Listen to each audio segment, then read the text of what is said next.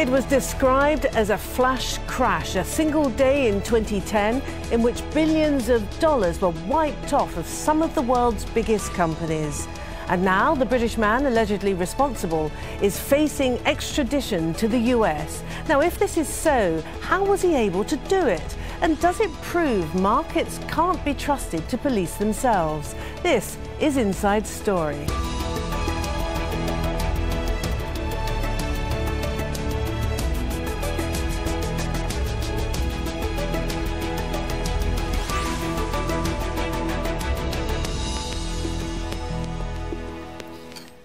Hello and welcome to the programme. I'm Martine Dennis. Now, this is a story that has all the elements of a great trading scandal.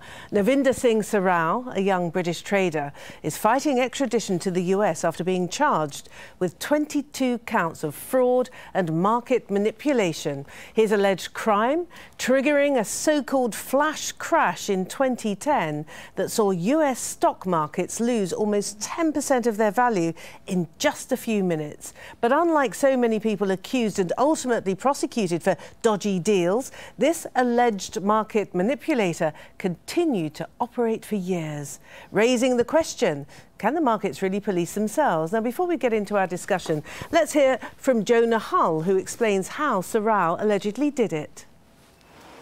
Making his first court appearance at Westminster Magistrates Court in London, Navinder Singh Sarao was told he'd face a full extradition hearing in August. He was released on bail of $8 million. The 36-year-old financial trader is charged in the United States with commodities fraud and market manipulation that significantly contributed, they say, to a multi-billion-dollar Wall Street crash on a single day in May 2010. According to US regulators and the Department of Justice, Mr. Sarao operated a one-man trading company from this anonymous West London house opposite his parents' home not far from Heathrow Airport. Here, it's alleged, he used computer algorithms to manipulate share prices on a massive scale. He was active, it's alleged, as recently as April the 6th, but analysts say this was not an isolated incident. I would suggest that most high-frequency traders operate on a scale far larger than one individual in the west of London. We know regulators have been looking at the ways it's alleged they manipulate markets. But the problem is they trade in fractions, minuscule fractions, thousands of a thousandth of a second, automated trades, and their orders get put in again and pulled back in tiny fractions of a second, so it's almost incomprehensible. US authorities allege that Sarao made fake trades, sometimes many thousands of them, in a single day. This effectively conned the market into believing there were multiple big sellers at the same time, driving share prices downwards. Those sell orders would then be cancelled, and it's claimed Sarao would buy up shares at low prices as the market rapidly improved. The practice is, of course, illegal. It's known as spoofing, and it resulted, according to the US charges, in enormous profits, $40 million between 2010 and 2014. There is little to show for any of that on this unassuming suburban London road. Mr. Sarao says he'll contest the request for his extradition to the United States. Jonah Hull, Al Jazeera, London.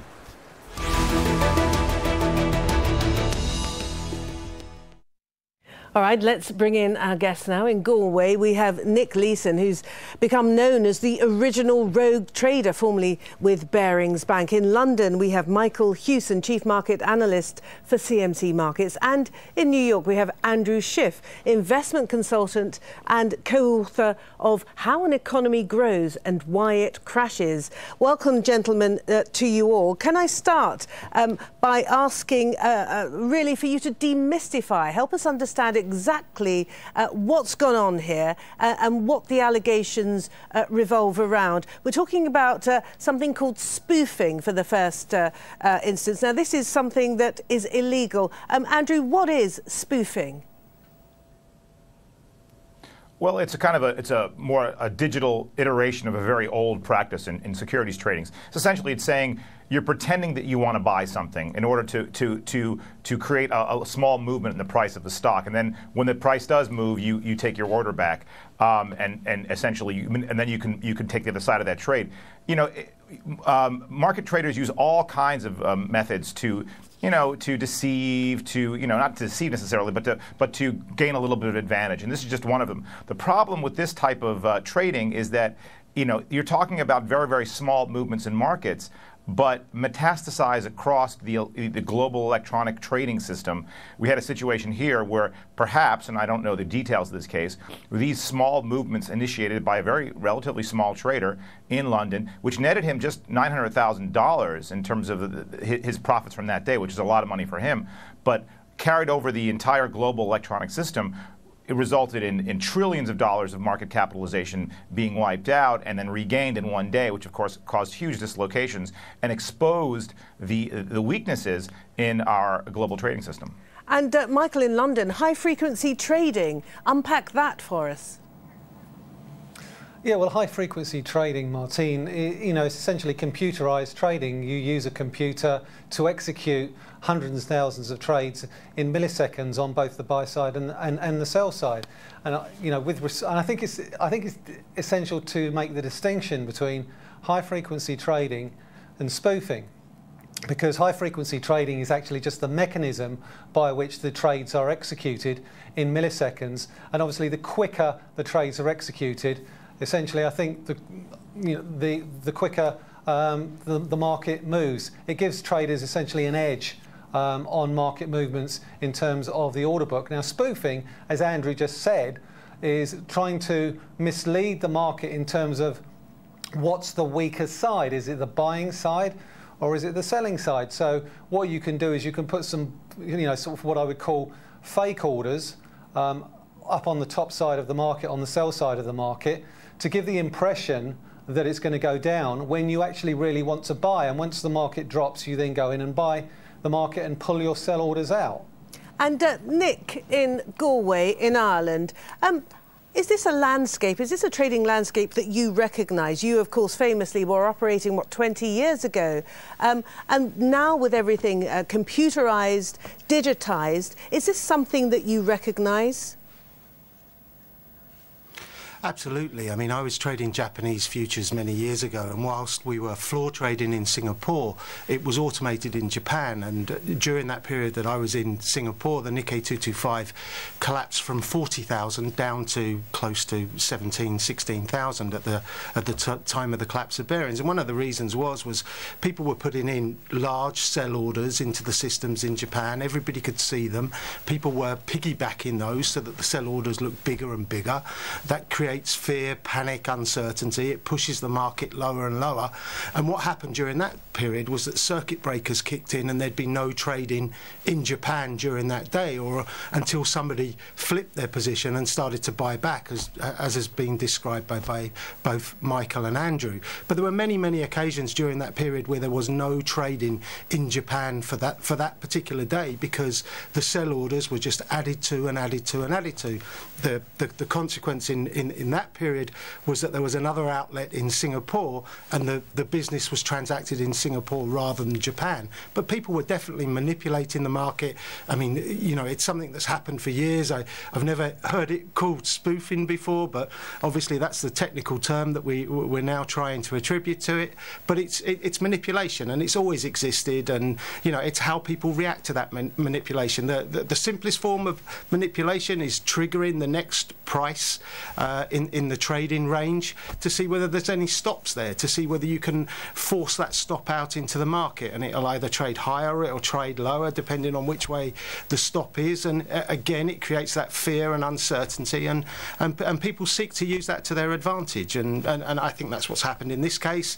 And I'm sure the other two guests have far more insight into what happened on this occasion, but it looks as if the trades that have been initiated in the UK have been the trigger trigger point for a lot of other volume to come into the market. And I think this individual has been quite unfortunate. Michael, in London, it's essentially a game of poker, isn't it? It's a game of poker that's led by sentiment. There's nothing scientific, is there, about trading? Trading essentially works on the basis of hope, greed and fear. And since the dawn of the computer and computerized trading systems, it's made it that much more accessible to traders like Mr. Sorrell, who basically sits in his bedroom in Hounslow and is able to trade the futures markets by virtue of the internet and his computer. Now, some would argue that's a good thing. I certainly think that high frequency trading, even of itself, is not necessarily a bad thing. It's essentially how it has been used and the reputation that it has got with respect to some of these what we call flash crashes. Now, Mr. Sorrell, as Nick said, I think he's been unfortunate. I don't think for one moment that Mr. Sorrell, all on his own, has caused the Dow to flash crash. And if he has, then I would suggest that that highlights a very significant weakness in our financial trading system, that one person situated in a semi-detached house in London can actually do that. So, from my perspective, this case actually throws up more questions than answers. All right, well, let's just pause for a moment and look a little bit more closely at what we're talking about, high-frequency trading. Now, the problem for regulators is that financial markets have become increasingly complex and automated, with savvy traders able to make huge amounts of money on transactions that are carried out in fractions of a second. There's a name for this type of business, and as you've heard, it's high-frequency trading. Now, put simply, it's traders using powerful computers and programs to make transactions in milliseconds. They have algorithms that allow them to identify and exploit trends in the market. Each trade can make the trader just fractions of a cent, but if you multiply that by thousands of shares and thousands of different trades a day, it all adds up. And the problem is these high-frequency traders have an advantage over everyone else in a market. And analysts now think that half of exchange transactions come from these kinds of high-frequency trades. And now, Andrew, in New York, an awful lot of the activities that we've been talking about so far are deemed illegal under US law. So why was this kind of activity allowed to carry on for so long? 4 years at least. Well, first of all, there's a lot of questions here. First of all, the question is, we can just talk about high-frequency trading for a second. Whether or not that's harmful to investors in general remains to be seen. It seems nefarious, but at the end of the day, we're talking about an arbitrage. We're talking about bringing increased efficiency to the market, and we're talking about fractions and fractions of a penny per trade. It does expose the banks and the traders to some losses, but I don't know if it really harms individual investors, because it doesn't really move price. Well, further to prices that much. Excuse me. Further to that, Andrew. I mean, the flash crash, it wiped $800 billion off of US shares in less than 5 minutes, some people say. But that was restored. The value was restored pretty quickly. So who lost out? Who lost out in that transaction? Well, I think most of the trades were made good. I mean, there were certainly the trades were canceled. If they weren't canceled and made good, there could have been huge losses. But then again, that's not really the fault of the guy in London, Mr. Sorrell. I mean, that was obviously a problem in the computing, and that should certainly be looked at. And obviously, circuit breakers need to be pushed in to prevent that. And I think markets will do that. I think it's more interesting to look at what this guy might have done with the spoofing. I mean, essentially, he's bluffing, pretending he wants to buy something when he doesn't actually want to buy it. All right. That happens in every business every day. Okay, we all do that every day. We pretend we want to buy something and we don't. And perhaps it's a regular business practice. And Michael, in London, what's wrong with it? According to Andrew, so pretty much the value was restored to most of the company's shares values. So what's the problem? What's he done wrong? Well, obviously spoofing is now been deemed illegal under the Dodd-Frank Act of July 2010. So essentially what you're doing is you're misrepresenting your intention to trade. So that is now no longer legal. So from that perspective, there is something wrong with that. With respect to high-frequency trading and how that's regulated, I think there are concerns about that. I think the regulatory framework probably doesn't help. There are a number of different regulators in the US, and I think that means that sometimes things slip through the cracks. And I think it's also important to point out, Martine, that the regulators and the Chicago Mercantile Exchange knew what this guy was doing. There's an emailed thread and there's an email trail going on from as far back as 2008, and they were warning him, they were telling him that he should not be spoofing. And you know, if you actually look at some of the documentation that's been going on here, they were well aware of what's going on, and to their credit, they actually have been fining people for doing just this. In 2013, the CFTC rather fined a company called Panther Energy for doing just that. So they are cracking down on this practice, and and as such, I think that they do need to do that, but they need to understand how it works. And I think this is something that regulators are playing catch up with, because we talk about high frequency trading as if it's a bad thing. I would argue that it probably isn't, because what it's done is it's driven trading costs down. If you look back to say 20 years ago, in the early 1990s and the late 1980s, it was much more expensive for individual investors like you and me to participate in the stock market and buy stocks and shares. So in actually implementing this computerized trading, what's actually happened is that dealing costs and price discovery has improved, spreads have narrowed, but as with any computerized program, you're going to get glitches. And this is where circuit breakers help, this is where regulation helps. And I think that's what regulators are actually trying to play catch up with. The technology is moving faster than the regulator's ability to adapt to it. Okay, Nick in Galway. So the technology is changing rather rapidly, as Michael was saying, but the type of people drawn to banking and trading hasn't, has it? What kind of character tends to be drawn to banking and to trading? Oh, well, I think it probably has changed. I mean, over the years, there's been a move away from, I was always characterised as a barrow boy who profited from the deregulation in the bank in the City of London when, the markets opened up, it was deregulated, and there was lots of opportunity. It's now, it's people with very, very good degrees who've got very mathematical backgrounds. Yes, but they're greedy, aren't they? It's driven by greed, it's a particular essentially. type of people. Look, the market's about greed. You don't go into banking or trading with the intention of trying to lose money. You try to make money. So if that's greedy, that's the purpose of the whole marketplace. And if there are going to be winners, there are going to be losers. And the opposite of that is also true. So there were people who lost money on this day. And, I have no doubt that they have not been restituted in any way, shape or form. They lost. They entered transactions. They closed those out, or they were closed out for them, and they lost money. That's just a function and of that the could be ordinary people, couldn't it? It could be ordinary people with mortgages and trying to invest for pension purposes.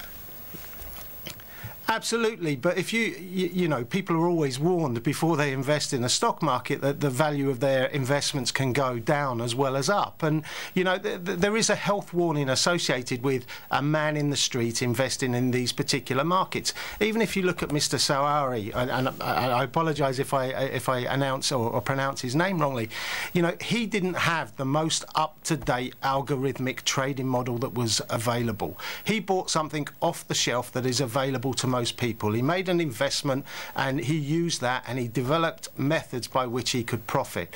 The banks had far more complex far more complex computer systems and algorithms that they were using. And I think what you see here, and this is why I describe him potentially as unfortunate, is because he's been the trigger point for a lot of other business to enter the market, a lot more sell orders, and people have taken advantage of that fear and uncertainty. And what exactly did he do wrong? In one report that I've read, he deleted or he cancelled 19,000 trades. Now, I don't know if that happened on the one day or over the 4-year period, but that is market manipulation because he's entered trades which he is spoofing that he has then cancelled. But let's not forget, if you try to spoof a market, the market isn't always spoofed. So somebody could, if he entered a sell order, somebody could lift that sell order, and whether it was for 5 million or 40 million, he could have lost that money instantaneously. Okay, so all right. Well, he's adding to that fear factor. He's alleged to have made around $40 million US. Andrew, you wanted to say something?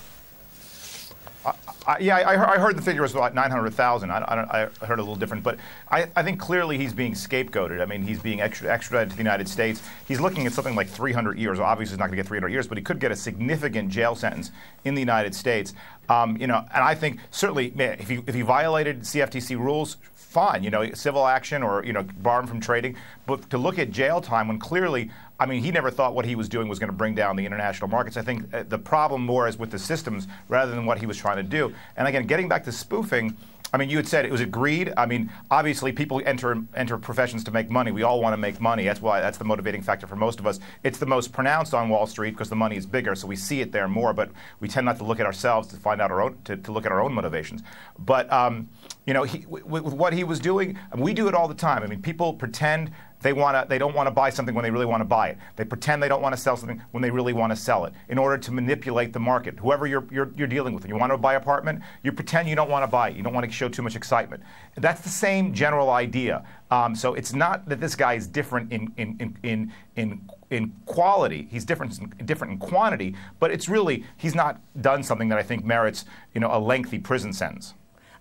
Michael, so that brings us round neatly as opposed to what to do about it, because presumably this is something that can happen again and again and again. Well, Martine, if the right safeguards are in place, there's no reason why it should. If you implement circuit breakers, and circuit breakers have actually been put in to mitigate against sharp rises and falls in the market. But essentially what everyone needs, and I think what everyone wants, is a robust marketplace where price discovery is fairly transparent. Now, obviously, if you trade on an exchange, you're able to do that. And we already know that the CME knew exactly what this person was doing. So it wasn't as if this is a bolt from the blue. It's not a surprise. So, I'm a little concerned on my part why it's taken them 5 years to actually bring this case. He was warned. Why didn't the CME just basically prevent him from trading if they were concerned that he was unduly influencing the market or spoofing it? I think, as I said in my introduction, this raises an awful lot of questions on both sides, and I think it's a little bit unfair to sort of, label people as being greedy. At the end of the day, I didn't come into this profession that I'm in right now, to rip people off. My company has a very transparent approach with respect to its own business model, and my own background is in foreign exchange, and I think it also speaks to so you're not all greedy and deceitful. You're not all greedy and deceitful, Michael. But Andrew, can I go back to you quickly, because you did write a book about how an economy grows and why it crashes. Isn't it inevitable that in a free market environment you're going to have rises, you're going to have falls, and in fact even you're going to have crashes? You'll have rises and falls, and you might have some. It depends on if you have a period of intense mania. That mania will resolve itself in the form of a crash. The good thing about free markets is they go up and they go down, and generally, in the process of going up and down, we develop new technologies and new systems and more efficiencies, and we learn how to make things and make things better, and we increase the supply of the things that we can buy, and we flood the world with goods and services, and we lower costs and bring prosperity to everybody. That's how an economy works. That's why we're better now than we were 500 years ago. That's why we have the amount of material wealth that the average person has dwarfs the material wealth that the average person had 500 years ago. But it's if you take away the ability for the markets to go up and down, you'll short circuit that whole process, and you'll stop progress. We have to be able to accept the downside if we want the upside. And unfortunately, for instance, in the world today, we've made it illegal for prices to fall. Thank you very much indeed. Andrew Schiff in New York, Michael Hewson in London, and Nick Leeson in Galway in Ireland. Thank you all very much indeed. I think we need another programme, don't we, to continue talking about these issues. Thank you very much for joining us on this edition of Inside Story. Now, we'd really like to hear your thoughts on this, your questions, your comments. You can get in touch with us on our programme page at aljazeera.com, or you can post your comments at facebook.com/AJ Inside Story, or there's always, of course, the Twitter sphere. Tweet us at AJ Inside Story. From me, Martine Dennis, and the whole Inside Story team, it's bye for now.